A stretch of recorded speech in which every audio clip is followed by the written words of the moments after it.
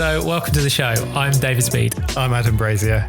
And this is Creative Rebels. It's a podcast for creative entrepreneurs. We started our first company, Graffiti Life, in a small garage. Yeah, it wasn't easy, but we built the company up to the stage where now we're regularly working with brands like Disney and Nike, and we've been lucky enough to make art all over the world. On this podcast, we interview successful creators. Their advice will enable you to take action and turn your passion into a career. There's literally been no better time in history to make a career from being creative. So many people are going to tell you that you can't do it, but we're here to tell you that you definitely can. Right, let's do a podcast.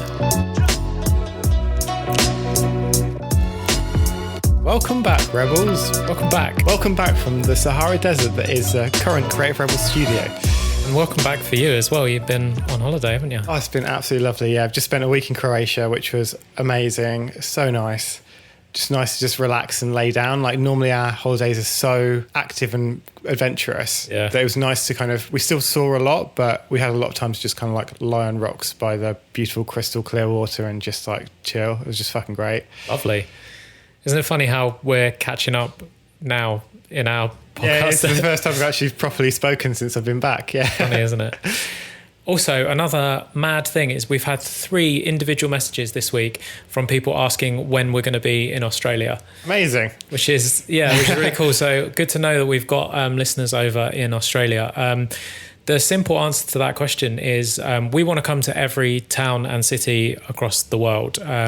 And we will not ask you guys to pay for that. We will ask brands to pay for that. So as soon as someone is listening in Australia that wants to fly us out to speak at their conference or to do a presentation to their staff, or whatever it may be, then and as soon as they pay for our plane tickets, we're there, man. And that goes for any city in the world. We want to visit you everywhere and help you in person. When you were away on holiday, did you get a chance to look at any of the DMs that have been coming in to us? I've been seeing quite a few actually. Yeah, it's so nice to just be sat on a beach somewhere, just flicking through and just looking at all the great feedback we've had this week. We've had so many messages that are literally people whose lives have been changed by this show. It's so fucking heartwarming. Yeah, man. It's it's amazing. So congratulations to you guys on your wins, and thank you for sharing them with us. Whether that's you've just sold your first thing, or you've just set up your new business, or you've just got your business cards printed. Yeah, just thanks for sharing that with us, because that's why we do this show. So I answered back, in fact, 2 messages this week I answered back with "I'm proud of you." I really kind of debated whether to use that terminology, but that's how I felt. I'm really proud of those 2 people that emailed and said the things that they were doing. Yeah, you don't want to be kind of condescending in a way, but you're genuinely proud. I think that's fine. I hope that was taken in the way that it was meant. But I'm legitimately proud of the work that the Rebels are doing, because it's really fun to see. It's really cool to see. Yeah, I think as well, I love it when you guys send through these wins, you getting started, but keep sending them through. It'd be great to see where you're at on your journey, and if you need any help or advice, just drop us a message and we can try and help you out. Yeah. So you won't have seen this one, but John Morse got in touch, and he has just launched his first Kickstarter campaign, and he was saying that he's planned out 4 Kickstarter campaigns before, but never had the courage to actually click publish on them. Yeah, I suppose it must be so nerve-wracking to be well, what if no one does it? I think that's the thing with starting anything, that worry of, well, what if no one buys my thing? Yeah, we always have that, don't we? What is fear of failure, isn't it? It's what if I look stupid because I've tried this thing and it didn't work? Yeah. The fact that he finally got over that and was okay, whatever may happen, whether this fails or not, I'm going to publish it. Yeah. And he published it, and it was really successful. It was it's done over its funding thing, whatever you call it, but it's been funded. And he's now got his first successful Kickstarter with his football shirts, playing cards that are now being made and shipped all across the world. So that's incredible, and that just comes down to having the confidence to actually start, to actually do something. A lot of people don't start because of that fear of failure, but understanding that even if it does technically fail, you'll still learn something through that can help you the next time you do it. 100%. So, people don't care as much as you think they do. If it does fail, it's just going to be a blip on someone's radar. They're not going to spend the next 3 years laughing at you because you tried a Kickstarter and it didn't work, or you launched an online business and you didn't make any sales, or whatever it may be. I don't think people are actually thinking like that. They're more worried about themselves. And I suppose failures are what teach us the absolute most, aren't they? Oh, definitely. Yeah, it's important to just learn from your mistakes, isn't it? And take on board what didn't work and see how you can adjust that next time. So as in the beginning, one of the hardest parts is just finding those first clients. Like if you're leaving a job where you're going to move into something completely different, you can't take any with you, or you have none of those relationships there. Like, how do you find those first couple of clients? Yeah, it's really hard, and it was something obviously that we struggled with in the beginning. Yeah, so I suppose the first thing that we did was identified who our target clients could be. Yeah. Which was quite a big list in the beginning, because it was, and still is now. I mean, it's all sorts of agencies, and then it's also direct to various brands, because a lot of brands have in-house creative departments that would be working with us. Yeah. You've got to find out where your potential clients are. And I think a lot of people will just look at what others are doing and they'll copy that model rather than thinking a little bit differently as to who their potential clients could be. So if everyone else in your niche just sells on Etsy to occasional buyers, then like, how can you flip that? Yeah, how can you have the MD of Google say, oh, I need to buy one of these for each one of my staff employees at Google, which is a lot of employees. Yeah. How can you get your brand in different places that are away from the expected audience? Because I think opening up to a new audience means firstly you can set your own pricing, because you're not bound by the pricing structures that you have competition for, because you have no competition because you're in a new space. Yeah, there's two real forms of getting clients. There's the outbound and the inbound. So you've got the outbound, which is kind of finding the people you want to connect with and then sending them cold messages, whether that's like through email, through DMs on Instagram, or setting up meetings with people, just going out on the street and just talking to people and handing out flyers, for example. Like, that's what we did when we first started. Yeah, networking events, all of that sort of in-person stuff. And your product in front of other people. And I think that's a great way to do it. Inbound is equally as important, if not more so. I think a lot of people spend too much time these days focusing just on social media, whereas they should concentrate on SEO as well. Because if you've got a company that specializes in something, Google's the main place where people look for things. And if you can solve that query with your product because you've got good SEO, that's so essential. Like, Instagram and Facebook don't really have organic search. Like, they've got search features, but they're very, very basic. And when was the last time you went onto a social media platform, searched in something you wanted to buy, and then actually purchased from there? Like, yeah, it's more an impulse thing, isn't it? So by having people following you, you might pick up impulse buy customers, which is great, but they're probably you're not gonna be found by someone who's searching for what you offer. So what I would say for SEO is, like, the first thing to do would be to set up a blog on your site, try and think about what questions people could possibly search for that you could give the answer to. Yeah, I think it's really important as well how you talk about yourself. And in fact, don't talk about yourself at all, really. Talk about how you provide value for the client, for your potential customer. Because I see so many creatives focusing on, in fact, I got sent something the other day from someone, and it was all about them.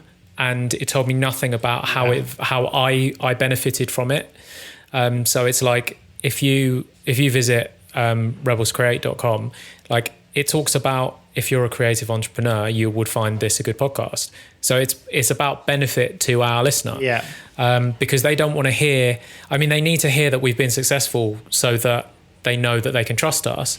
But that's really as far as it goes. They just need a little bit of social proof. But for us to then list our whole 9-year history of everything that we've done in business is not relevant to them. Mm-hmm. They just need to know, okay, you've achieved something, I can trust you, great. Yeah. Okay, next step of that is, what do you offer for me? What am I going to, without having to listen to your podcast, I need to know straight away what I'm going to get from listening to your podcast, because that's what all they care about. Exactly. I suppose, and like, they're effectively going to spend their time or money, depending on what your service or product is, on that. You want to make sure that you can convince them that they're making a good investment. It comes down to marketing. And I think the reason why we listed this podcast in the business section as opposed to in the arts section is because I think that the business side is so important. And I think I'd rather teach, but like judging by a lot of the work that we've been sent so far, our listeners don't need help on the art side. Yeah, I think people already have their talent. They already have that skill in that area. The area they don't have skill or experience in is generally business.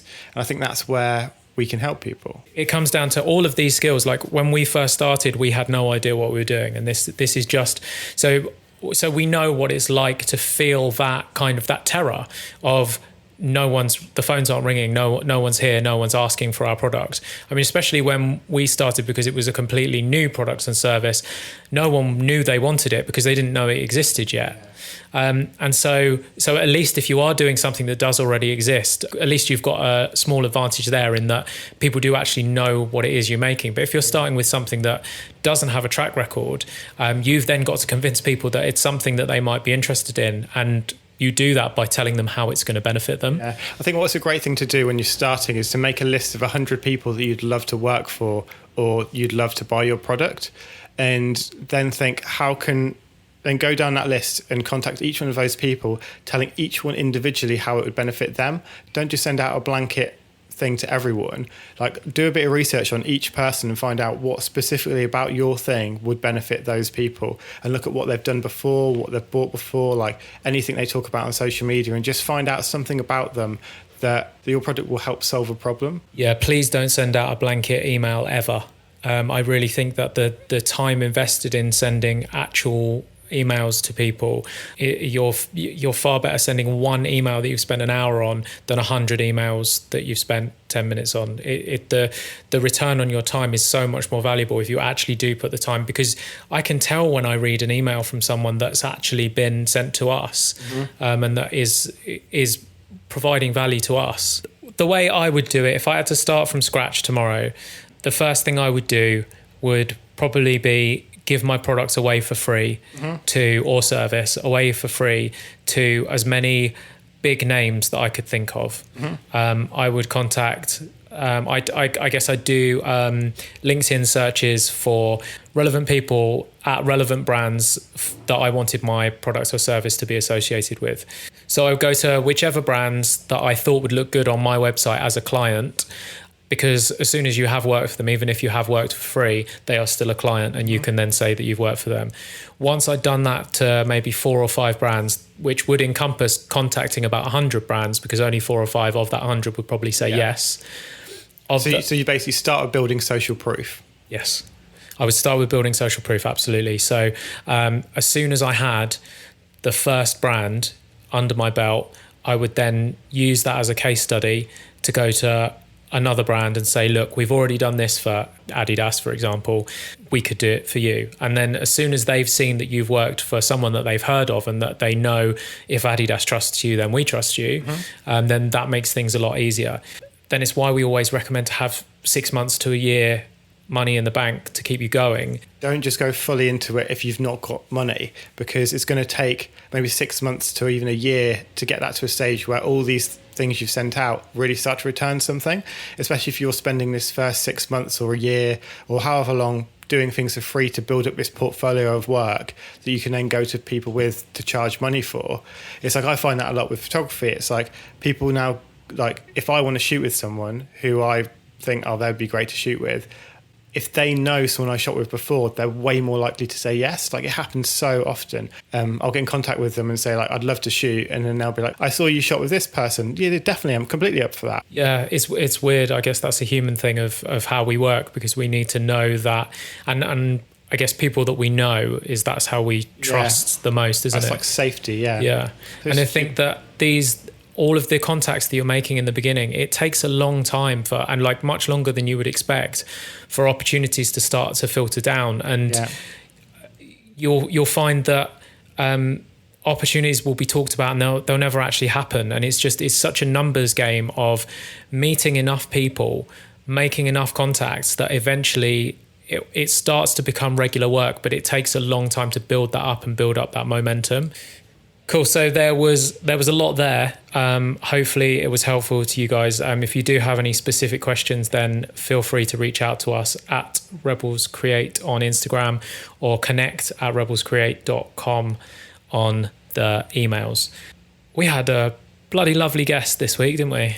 so lovely. What Just a such ray of sunshine. genuine, kind-hearted, fabulous person. She is. This week's guest is Hannah Pixie Snow. She's a tattoo artist and a creative free spirit. Hannah's built a huge audience over the years, but doesn't use her platform in the typical influencer way that we've become accustomed to. Instead, she mobilizes her following to help various causes that she's passionate about, and she's raised a huge amount of money for charity.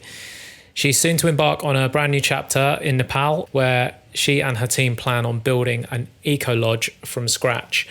So yeah, it was super fun hanging out with Hannah and her little sidekick, Dylan the dog, who was a sleepy boy when he was here. But so this is a bit of a disclaimer. We do spend the first 20 minutes of this podcast talking about ayahuasca and psychedelic drugs. So if that's not of interest to you, then maybe skip 20 minutes in. But I think just the general overall vibe of the podcast was really positive about kind of the energy that you put into the world. And I think there's a lot to be thought about there, certainly. In this episode, we talk about uplifting others, moving to Nepal, and finding balance. Yeah, we've got to find individual balance, and then I think we'll find more balance as a society, which is why we're just going to go and build it from the ground up.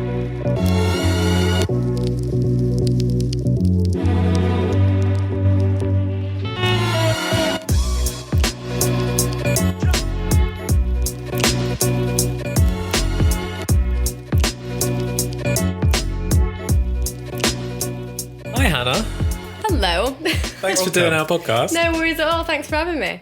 So, as you know, I've followed you for a good few years now. It's always struck me that you're not really like motivated by things or stuff. Would you agree with that? I would agree with that. Yes, definitely. I've lived a really, really blessed life, and I've had everything. I've always had what I needed. My mum's always provided for me. I always had more than enough. I've always seen beautiful things. I've been beautiful places. We didn't have a lot of money as a kid, but then I did have a relationship where I was thrown into that world of materialism, where you can have anything almost, really. And yeah, I just realised that everyone around me was fucking miserable, like really miserable, like all due respect to them, you know what I mean? We're all on our own journey, and I was in that journey as well. I said I'm on that journey, but I don't know, I just saw people around me searching for happiness and not finding it. And it didn't matter how big their house was or how cute their matching cars were or like what, they did horrible fucking things to each other all the time. And I just think if you're making decisions that are like that, you're never going to be happy. So I quick realised that it didn't matter what the fuck was around you, but it was what was going on inside you. I also took ayahuasca at like age 19, so I think that helped after like never having psychedelics. So that was your first way in, was ayahuasca? Yeah, Wow. I went to Peru and I did a 2-week like thing in the middle of the old growth rainforest, and yeah, it was beautiful. I'd always wanted to try. I'd smoked a lot of weed as a kid. I always had friends who were a lot older than me. We partied and I drank a lot, but I just had a party like sort of childhood. Did it quite quickly though, and then got over it really quickly. Yeah. So by the time I was like 18, 19, I was like, cool, drinking's really, really boring. I'm over this, like what else? And I'd only ever really been interested in psychedelics and trying psychedelics. Just trying psychedelics. I just smoked a lot of weed and hung out. I was always that girl at the party that was just getting baked really towards the end, that was like on the sofa if you were having a bad time to help you pull you out of a hole or whatever. And I just asked, all my friends were a lot older than me, so I always just asked them so many questions about like acid and just, mushrooms and whatever and their experiences, because it just fascinated me that you could go somewhere else in your own mind, like tap into something else. And then, it was just before I got married, actually, funnily enough. I was like, okay, I need one last trip just for myself. Fuck, I'm making a big commitment. I need to do something that's, for me. Went to Peru, took ayahuasca, realised I shouldn't have been getting married. But I was like, well, I'm going to do this anyway. Because I love this person and I want to, this is my path. I thought it was my path. Yeah. And took that journey. I'm totally straight edge and I don't drink and like I've never done any drugs, but psychedelics have always appealed to me. Yeah, for me it's intention is everything with everything. I think like anything can be a drug if you abuse it. Anything can be medicine if you treat it well. So it's for me, it was a case of, and not to sound all airy-fairy, but sacred plant medicines. Do you know what I mean? In fact, it's not even sounding airy-fairy. I have to stop editing myself like that, because it's something that is completely true. And this is why I'm building this empire, because I like to live a life of intention, like in every day. Like, I don't just smoke a joint now with, and just sort of mindlessly. It's like, I will sit, I will make that time for myself. Even if I only have 1 or 2 a day, I will sit and I'll roll myself a joint. It's my medicine. I will sit and I'll process, I will think, you know what I mean?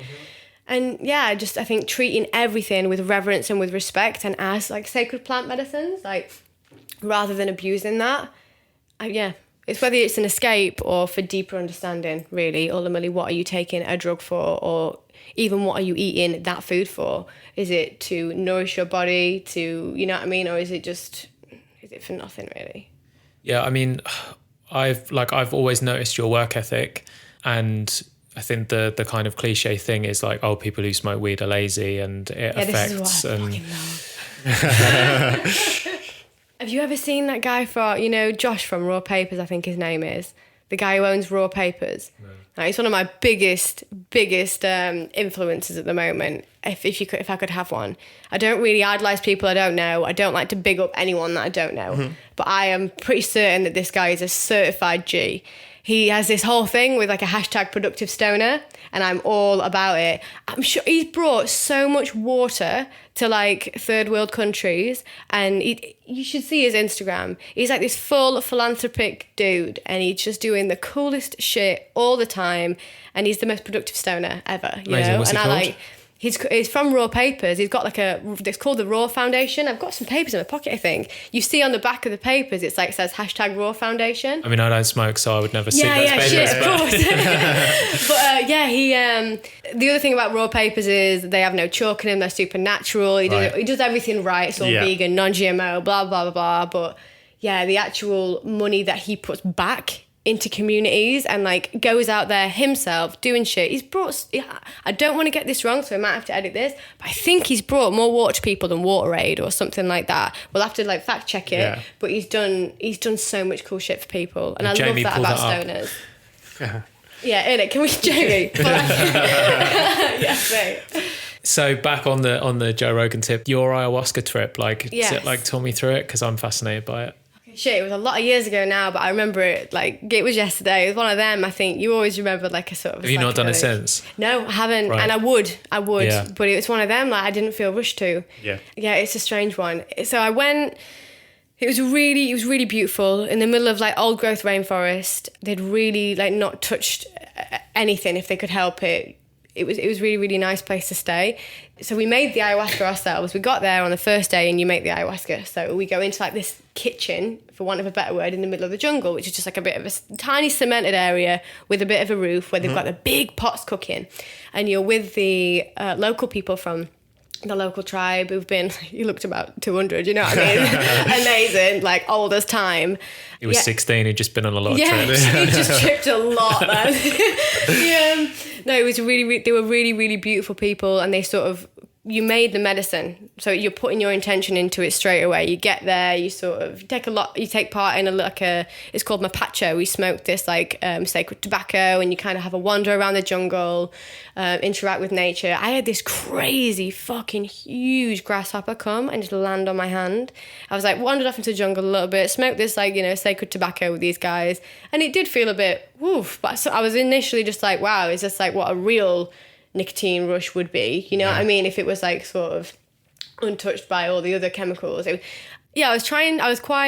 always been quite, what's the word, analytical of my experience. I was like, do I feel that fucked up, or am I just sort of, adding to that fucked upness because it's like the environment or what? But then I'm looking down at my hand and this giant green grasshopper came and like landed on my hand, and I was looking at it for ages like this. I was like, what the fuck? And then a couple of other people from like the retreat like came and wandered over and had a look, and they were like, wow, this is insane, and they're really healing. And, it's going to have some symbology that I can't even remember what it was, but super weird experience. We cooked all the brew, so it's really, really interesting because when Westerners first went over to the jungle and were like, how did you know? Like, how did you know how to make ayahuasca? It's basically like one part of this plant from one side of the jungle and one part of this vine from the other fucking side of the jungle. And like, how did you know to put them together and mix it and it in a certain way where the drug could be consumed and not broken down by stomach acids or whatever? Like, how did you know how to do that?